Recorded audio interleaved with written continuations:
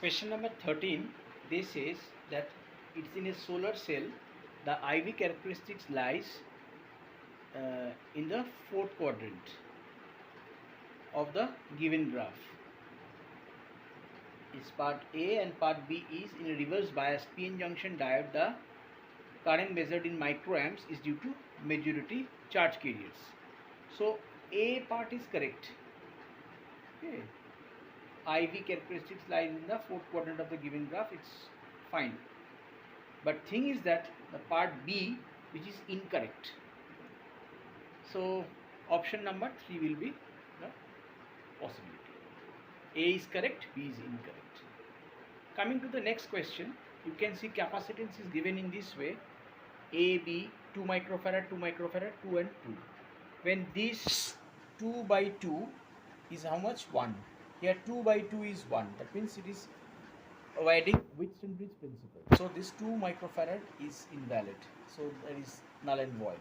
So 2 and 2 in series will make 1 microfarad, and here 2 and 2 will be in series 1 microfarad. So 1 and 1 parallel, it will be 2 microfarad. You can see 2 and 2, it will be 1 microfarad. Again 2 and 2, it will become 1 microfarad. So C equivalent equal to 1 plus 1 equal to 2 equivalent. So find the equivalent capacitance between A and B. So that option here is 0.5. Number 1, number 2, 4, number 3, 2 microfarad, and number 4, 1 microfarad. So correct option is 2 microfarad. Come to the next question. Number 15. In an ideal transformer, the turns ratio is NP by NS equals to half. What is NP? Number of turns at primary, and NS is number of turns at secondary. The ratio of VS by VP, that is voltage at secondary to voltage at primary, is equal to the symbol carry is usual meanings. So 1 is to 1 is the first option, number 2 1 is to 4, number 3 1 is to 2, and number 4 is 2 is to 1. So since NP by NS equal to VP by VS equals to half, so VS by VP equal to 2 is to 1. So option number 4 is correct. Next come the question number 16. A flat circular disc of radius 4.5 cm is placed slowly over the surface of water.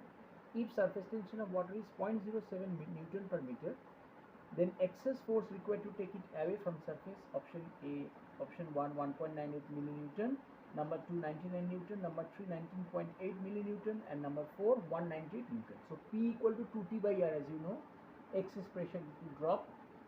So F equals to pressure into area, so 2T by R into pi R square, because it is a circular disc, so pi R square. So it is coming 2 pi R into T. T is surface tension, and R is the radius, and P is the pressure, excess pressure. So 2 into 22 by 7 into 4.5 into 10 to the minus 2 converted in meter into 7 into 10 to the minus 2. So here 7 cutting, and 44 into 4.5, it will give you 10 to the minus 4. So it will come in millinewton. 4.4 into this one, because 10 to the minus 3 is gone, is millinewton, and by 10, so 4.4 into 4.5 is coming 19.8 millinewton. So option number 3 is correct. Question number 17 says a wire of length L and resistance 100 ohm is divided into 10 equal parts. First 5 parts are connected in series, while next 5 parts are connected in parallel. The two combinations are connected in series. The resistance of this combination is 55, option number 1 ohm, number 2 60 ohm, number 3 is 26 ohm, and number 4 52 ohm. So 100 ohm, when it is divided into 10 equal parts, it is equal to 10 ohm in each part. Now RS, that is resistance in series, when 10 ohm, 10 ohms are connected in series, so 10 into 5, that is 10 plus 10 plus 10 plus 10 plus 10 equals to 50 ohm. And resistance, next 5 resistance are connected in parallel, so 1 by Rp equal to 1 by 10 plus 1 by 10 plus 1 by 10 plus 1 by 10 plus 1 by 10 equal to 5 by 10 equals to half. So Rp equals to 2 ohm. So R equals to, according to the question, equals to Rs plus Rp equals to 50 plus 2 ohm equals to 52 ohm. So option number 4 is correct. Next, number 4. Whose dimensions, that means in this case here, which dimensions are same? Here it is considered number 3, strain and angle. That means if we consider, that means this is the question asked by that quantities which have the same dimensions as those of solid angle R. Whose dimensions are same? Strain and arc, no, not possible. Angular speed and stress, not possible. Strain and angle, yes, it is quite possible. But stress and angle is also not possible. So strain and angle, that is option number 3 is correct. Next comes to number 20. 19 will be doing afterwards. So number 20 is the terminal voltage of battery whose EMF is 10 volt. Internal resistance 1 ohm when connected across external resistance of 4 ohm. Option number 1 8 volt, number 2 10 volt, number 3 4 volt, and number 4 6 volt. Now you can see the circuit. So current equals external resistance 4 ohm, internal resistance 1 ohm. So I equals to 10 divided by 4 plus 1, that is 10 by 5 equal to 2 amps. So what is potential difference across 10 volt? Equals to E minus I into small r. E stands for EMF, I stands for current, and R stands for internal resistance. That is 10 minus 2 into 1, that is equal to 8 volt. So option number 1 is correct. So question number 19. In the above diagram, a strong bar magnet is moving towards solenoid 2 from solenoid 1. The direction of induced current is in solenoid 1 and that in solenoid 2 respectively are through the directions. Option number 1 AB and CD, number 2 BA and DC, number 3 AB and DC, and number 4 BA and CD. So this is first of all, let this be solenoid number 1, solenoid 1, and this is solenoid number 2. So what it says here, when a bar magnet is moving away from here, according to Lenge's law, since it is moving here, it should be north pole because repulsion, but according to Lenge's law, it is south pole. So definitely it has to be north pole. And here, since it is coming, the bar magnet is coming towards a solenoid, so this should have been north pole, but according to Lenge's law, it is the opposite one, that is south pole, and this is north pole. And as we know that the question says that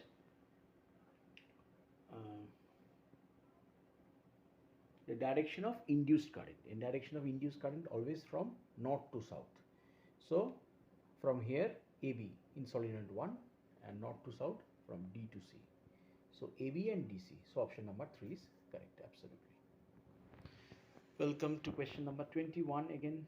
Question number 21, there is a problem in graph. The graph which shows variations of 1 by lambda square and kinetic energy E, and lambda square 1 by lambda square and kinetic energy E, where lambda is a de Broglie wavelength for free particle. Option number 1 1 by lambda square E, option number 2, option number 3, and option number 4 we can see here. Here we can see P equal to H by lambda, that is equal to mv. So 1 by lambda equals to mv by h. mv is a momentum, so it can be written as root over twice me, that is twice m. E is a kinetic energy by h. So 1 by lambda square equals to 2m by h square into E. So m and h are both constant. So 1 by lambda square, where is this E? So it should be a straight line. Option number 2 is correct.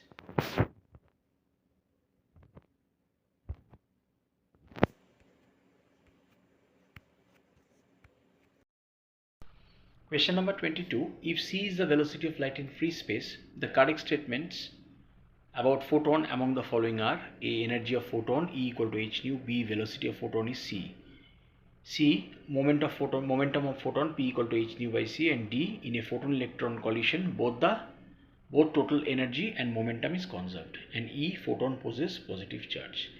Option A is correct, B is correct, C is correct. It is energy of photon E equal to h nu, that is okay. Velocity of photon is c, that is also okay.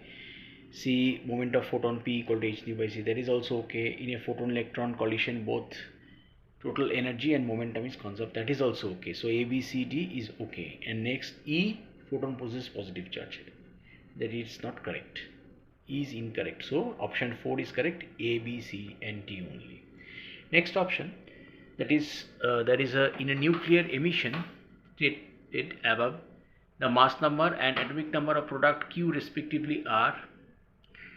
The options are 288,82, 286,81, 280,81, and 286,80. So now let us see. First is alpha particle. According to Solly's displacement law, mass number will decrease by 4 and atomic number will decrease by 2. So why 286,80?